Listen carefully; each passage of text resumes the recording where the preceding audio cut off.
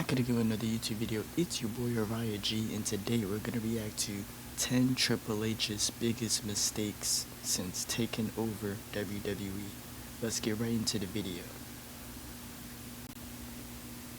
Got advertisements already. Good thing I already muted it.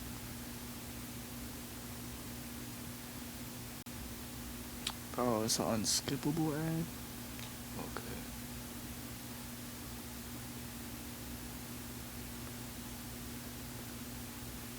Skip ads forever. Alright, let's get Triple H's biggest mistakes since taking over WWE. Be sure to subscribe and hit that notification bell for daily wrestling videos, and follow us on Facebook for exclusive lists. Also check out our new videos on WrestleMania XL.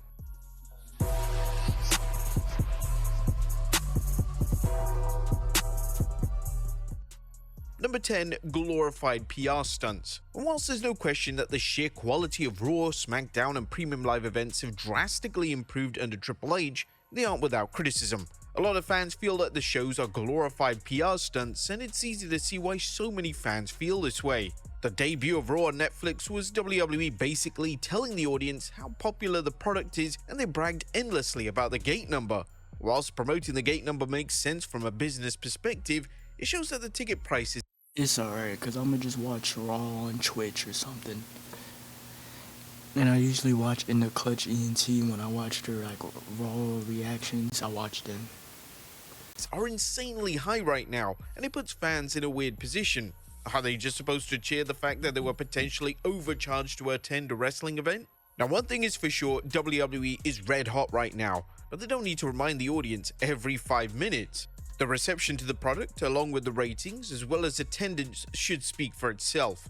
This is definitely an element of the WWE presentation that Triple H is just obsessed with, and his infamous line of WWE is on fire right now and you ain't seen nothing yet has turned into a comedic meme on social media. Number 9. Sponsorship overboard. A wrestling company such as WWE having sponsors isn't a new concept, yet this has been a pivotal focus of WWE's business model since around 2022. WWE have sponsorship deals from Prime to Fortnite, and these will bring in lucrative numbers for the company. But the problem here is that WWE potentially have doing those deals and stuff can make them some money. too many sponsors. The map for Raw is now filled with logos and adverts, and it makes WWE's flagship show just look like one big advertisement. Now, this may not even be a Triple H call. All these calls could likely go above his head. But WWE are definitely leaning towards a more UFC style of branding and marketing, and this is only likely to increase as the months and years go on.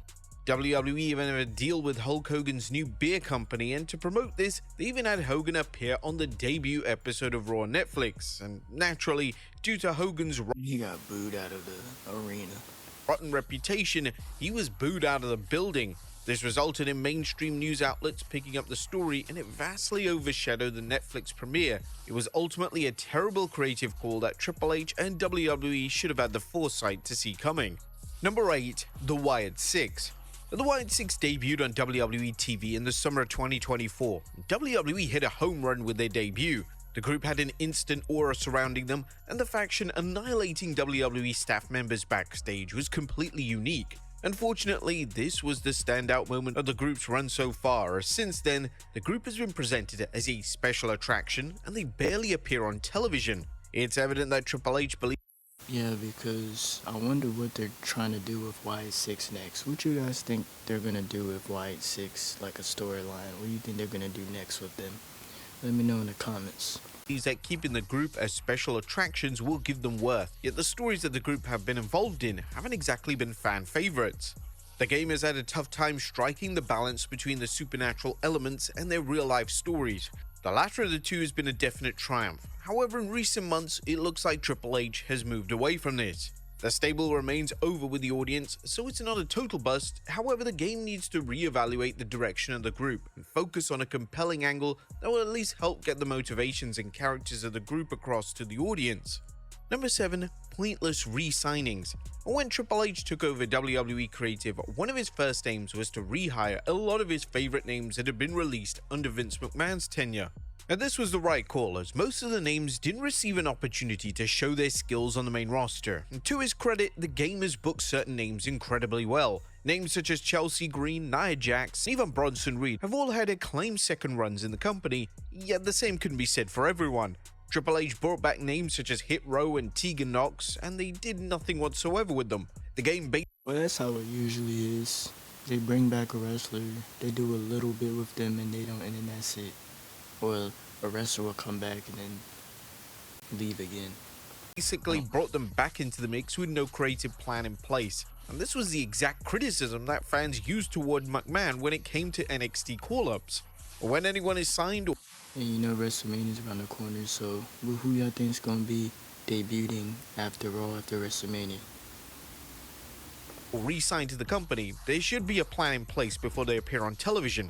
Without this, they'll lack direction, and the on and off again appearances on TV will quickly make fans lose interest and ultimately fail to get them over to the And Royal Rumble, you already know there's going to be debuts, there's going to be like returns, so level Triple H desires. Number 6, house show style PLEs. Now it goes without saying that Triple H books his premium live event match cards completely differently to Vince McMahon. McMahon often liked to stack his match cards, and sometimes the pay-per-view events, particularly WrestleMania, could run in excess of 5 hours in length.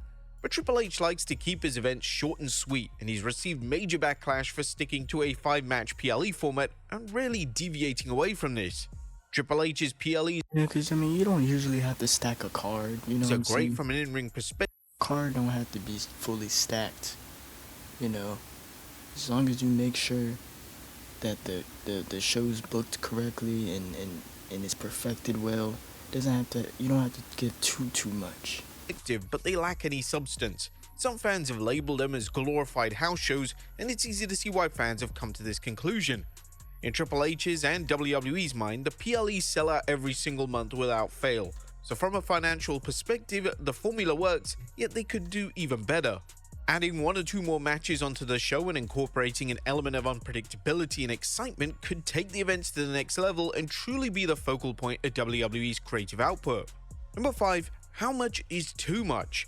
And whilst Triple H has no issues with sticking to his established PLE match card formula, he definitely has no problem with taking on the burden of additional content outside of PLEs.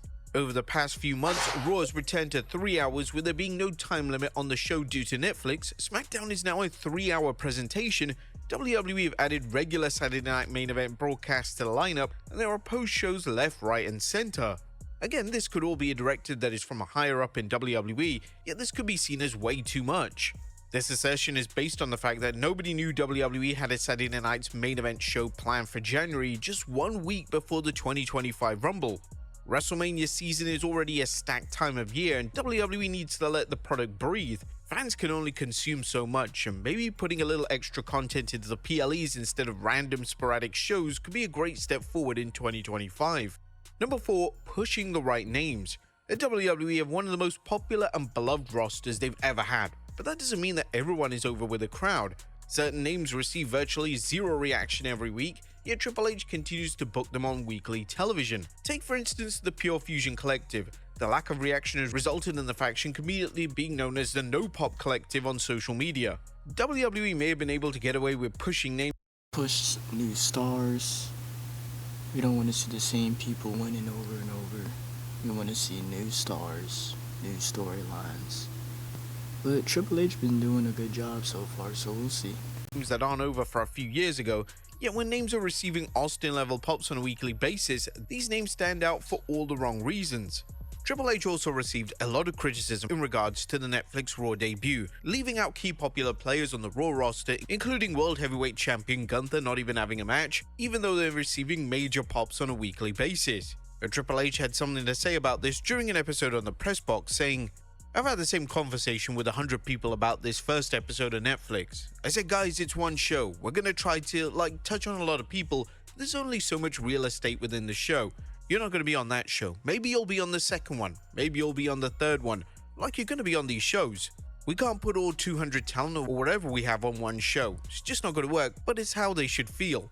It's how I would feel if I was talent. Now, Especially if the show is only 2 to 3 hours, or how much they're trying to fit into the show, what matches, promos and stuff like that. So I understand that. Buying this, as the many legends who appeared like The Undertaker and Hulk Hogan, they took up precious time from a match that could have involved a World Heavyweight Champion Gunther.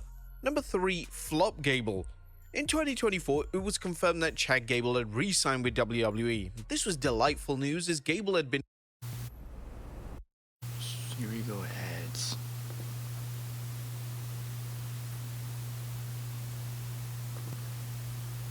incredible work alongside Otis, and his matches with Gunther resulted in a number of classic bouts.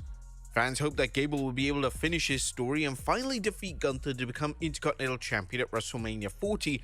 However, Triple H decided to go in the direction of Sami Zayn being the one to dethrone Gunther. Triple H would then embark on a heel turn for Gable, and whilst the character work for Gable has been great, he's mainly been used to put over other talent, which is I don't even think Chad Gable even was able. Did he? No, he didn't even win the IC title. become increasingly frustrating. Whilst this can be a good spot to be in, was this really what Gable expected when he re-signed with the company? And Triple H has also failed to deliver the hype Gable vs Otis feud, and he's proceeded to tease it for months on end, only to decide to deliver the match in late December after both men had already moved on. Hopefully Gable soon finds himself rewarded for his work, and Gable is certainly a name that has the capabilities to be propelled into a main event role if he's given the opportunity. Number 2, the tag team titles. One of the main things that fans wanted to see when Triple H took over creative was a focus placed on tag team wrestling, specifically the WWE tag titles. When Vince McMahon had creative power in WWE, he had a love-hate relationship with tag team wrestling. McMahon would put focus on the division for a few months, then lose interest completely. This has been a similar approach that's been taken by the game since WrestleMania 40.